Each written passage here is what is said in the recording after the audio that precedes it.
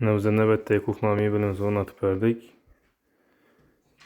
Xonadonning üstüne 2 dana katta tortni tajab berdik joyi.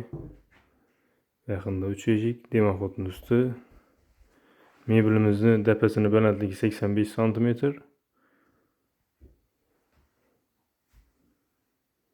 Zo'r chiqdi. Mo'ykalarimizni 4 burchak yaxshi mo'ykadan qo'yib berganmiz. 450 ming so'm mo'yka. Tortma rolingizdan ham yaxshisidan qo'yganmiz.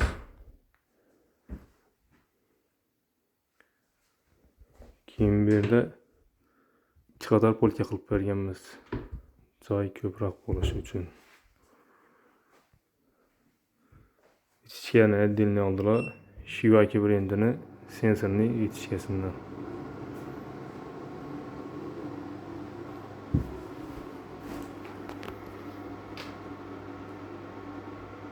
Mebel zo'r chiqdi.